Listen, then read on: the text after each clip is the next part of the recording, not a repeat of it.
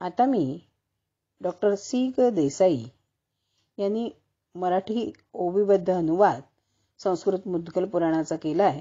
त्या पुस्तकातील पान 885 वाचणार आहे. तेव्हा लाभते योग शांती. मानवाच्या भावना आणि अंतःप्रवृत्ती आवरणे कठीण आहे. मनुष्य अनेक भावनांनी उद्दीपित होतो. ब्राऊन शुगर वगैरे घातक ड्रग्ज आणि मद्य पिऊन माणूस प्रक्षुब्ध भावनांचे नियंत्रण करून चित्तशांतीचा अनुभव घेण्याची धडपड करतो. परंतु त्यामुळे तो भरकटत जातो. त्याच्या चित्ताला त्या वाईट गोष्टींची चटक लागते आणि त्या मिळाल्या नाहीत तर मनुष्य प्रक्षुब्ध होतो. तेव्हा सिगरेट ओढणे, दारू पिणे वगैरेने आपल्या प्रक्षुब्ध मनाला शांत करण्याचा प्रयत्न हा आत्मघातकीच आहे. पतंजलींनी चित्ताचा स्वभाव पारखून चित्तनिरोधाचे उपाय सांगितले आहेत.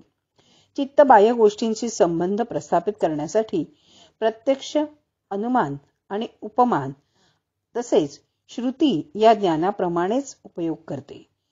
चित्त विपर्यय म्हणजे भ्रांती, संशय आणि अनिश्चित जाणीव वाढणे. चित्तात कधी कधी विकल्प निर्माण होतो. चित्त झोपेत शांत होते. त्यामुळे बाहेर काय चालले आहे हे झोपलेल्या माणसाला कळत नाही. तेव्हा चित्त स्मृतिरूपाने प्रकट होते.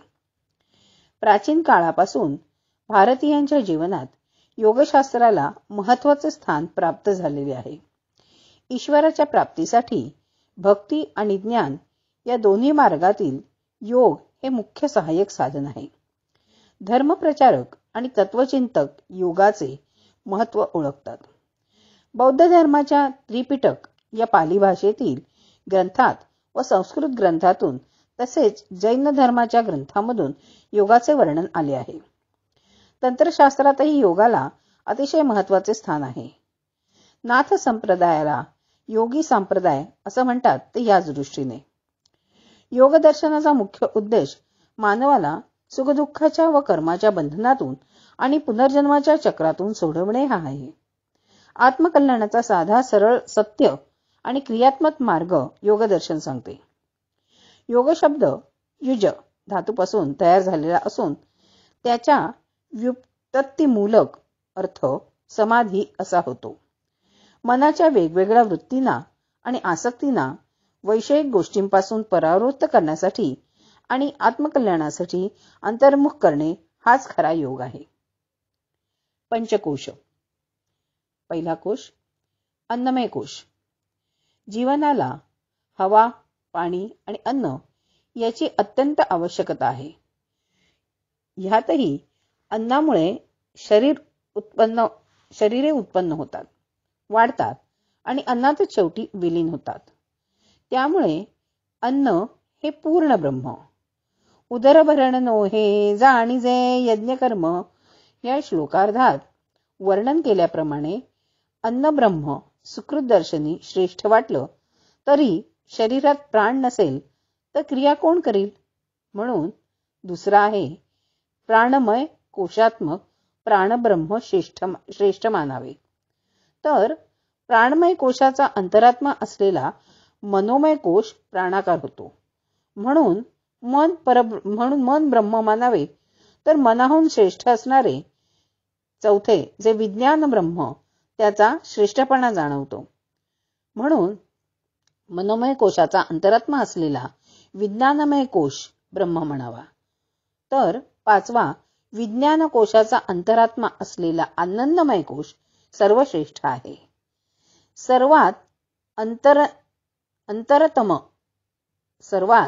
अंतरतम आनंदमय कोश आहे. आनंदो ब्रह्म इति व्यजानात असे उपनिषदातले वाक्य हेच दाखवते. श्री गणपती अथर्व शीर्षातही त्वम आनंदमयः त्वम ब्रह्ममयः असा उल्लेख आहे. यावरून आनंद म्हणजेच अंतरात्मा.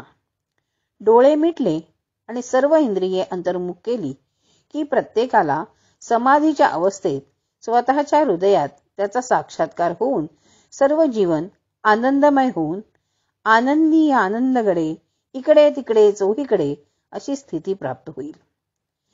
कांदा सोलायला घेतला की एकामागून एक पापुद्रे निघतात. तसंच शरीरात सर्वात वर दिसणारा पापुद्रा अन्नमय कोश आणि त्यानंतर एकामागून एक येणारे प्राणमय, मनोमय, विज्ञानमय आणि आनंदमय कोश. ईश्वरः सर्वभूतानां हृद्देशोऽर्जुन तिष्ठति. म्हणजे ईश्वर सर्व प्राणीमात्रांच्या हृदयात आनंदमय कोशात प्रामुख्याने अनुभविता यावा हे चर्मशक्तींना दिसते तेवढंच असतं. हे तत्व लावून ईश्वर प्रत्यक्षात दिसत नाही, म्हणून ईश्वराचे अस्तित्व न मानणे चुकीचे आहे. कारण जसं मीठ पाण्यात टाकलं की ते विरघळतं आणि मग ते आपल्या डोळ्यांना दिसत नसलं तरी त्या पाण्यातच असतं. पाण्याची चव घेतली तर प्रत्येक बिंदू खारट लागतो. त्याचप्रमाणे परमेश्वर चर्मचक्षूंना दिसत नसला तरी त्याचा आपल्या हृदयात स्वानंद भावात अनुभव घेता येतो.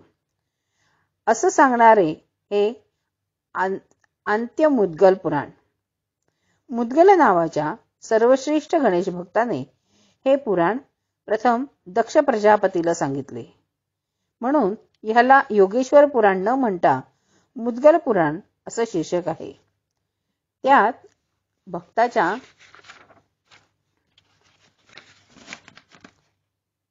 नावाला प्राधान्य दिले आहे. पान 845 संपूर्ण.